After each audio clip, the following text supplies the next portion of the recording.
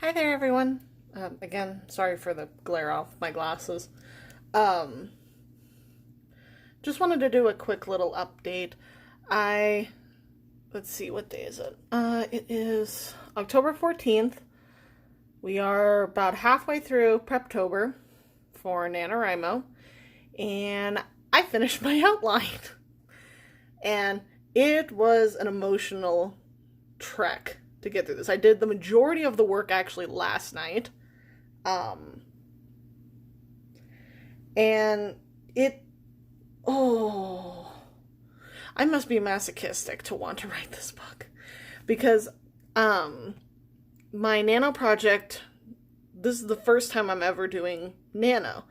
So I decided to go in with a frickin' bang. If anyone has ever heard of the game What Remains of Edith Finch, this is very reminiscent of it. I've actually kind of given it a joke title of What Remains of Noah Jenkins. Now, this story deals with a sort of a family history. And the main character is a man named Noah Jenkins. And he is a lawyer specializing in wills and trusts and all that. And he is, I think I made 41 or so. But he works at this law firm with his husband, Thomas, who does also some wills and trusts, but he also works for federal cases. Well, for the last about 15 or so years, he has had one steady client that he's always had since he started. His name is Leyland Crawford. Now, Leyland is the last sole remaining heir to the Crawford estate. Now, the Crawfords are a family that created a like a seasoned empire where, like, it's sort of a little bit like Old Bay, but it's a seasoning that was created by the matriarch of the family, Amelia Crawford, back in the 1800s. And their family has profited from that. Now, Leyland is no slouch. He's actually an inventor of mechanisms, both secret passageway kind of esque things. And he has patents for them, and he has his own money. But he has also been living on his great grandmother's money. Or his grandmother's money. Yeah. Had to think about how the family tree went. I did so much work on this story. But basically, Noah's life is kind of turned upside down when Leyland says he wants a different lawyer to write up his will. And he doesn't tell Noah why. He just says that he wants another lawyer in the firm to draw up this will. Wow, my glasses are really giving me issues. But not only is he surprised by this, but several months later, Leyland dies of cancer. And when he dies, the lawyer who drew up the will gives Noah a note with a key. Inside is a note from Leyland basically saying, I want you to go to my house and keep an open mind. So Noah's like, what the hell? And basically the entirety of the story is Noah listening to the stories of the Crawford family and basically learning a little bit of their history. And I knew it was going to be emotional going into it. I did not, plan out a lot of the details that I ended up putting into the outline, but, there's several parts that hurt.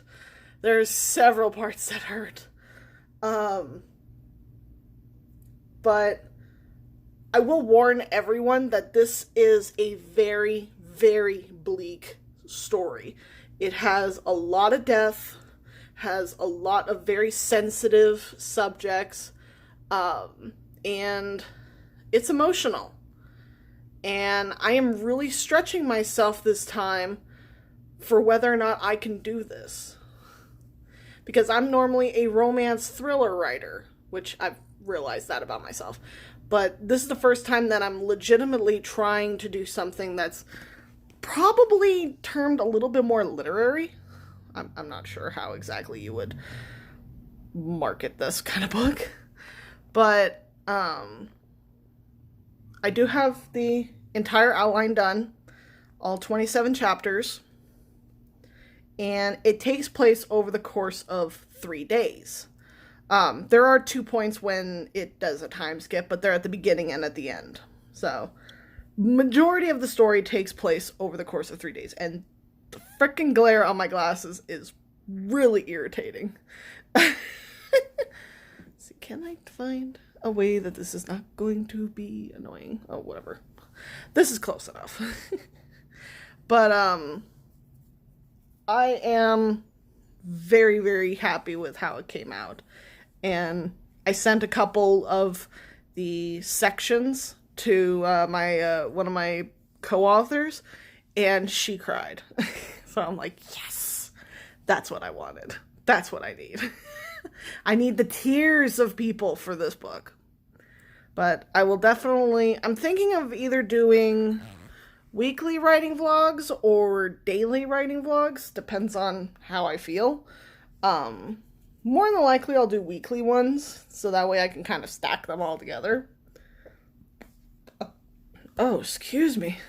My lunch is coming back on me. But I'm glad that I got this done and over with, because it has literally been taking over my brain so that I cannot focus on stand-up obtain control. Now I have it done. I have the rest of the month where I can freaking binge on my Reaper series. Because I need to get that shit done. I am like so behind right now. I'm sitting at 25,539 words for it right now. And based off of what I did for The Hunter and the Cultist in my vampire series, I need to hit 80 some odd thousand by the end of December. Now, that's tentative because the original first draft of Stand Up Breakout it only took me 2 months to write, but that was without outlining. And then I did a rewrite. Now, by doing the outlining, I'm seeing if it'll take me 4 months to do the full writing of this one. If it does, then this is the process that seems to work really well for me. But we're going to find out. I don't know how I'm going to do with Nano, considering it normally takes me 4 months to write a full manuscript. But I'm only writing 50,000 words instead of 80,000. So I'm hoping. Basically, the way I've set up my Nano is that I want to make sure that I have time with my family. So, I've set, instead of doing the 1,600 goal that everyone, I think it's like 1,667 or something like that, of words a day, I'm setting it at 2,000. Here's why. Because I know that Thanksgiving and several days around it, before and after it, I'm not going to want to do much of anything. So, I figure if I do that little extra every day that I can, it will give me enough of a buffer that I don't have to stress out and freak myself out.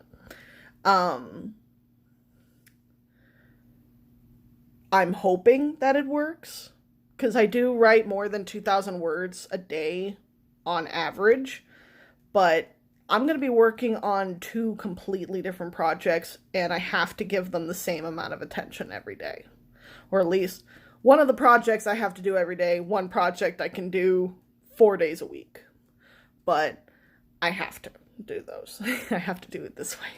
Otherwise, I'm not going to be able to do it. But we'll see how it goes. If I don't win, oh well, I tried. But we'll see what happens. I'm hoping I do well. Thank you all for watching, and I apologize that my update is a day late, but I was working like a mad woman yesterday. I wanted to get this outline done.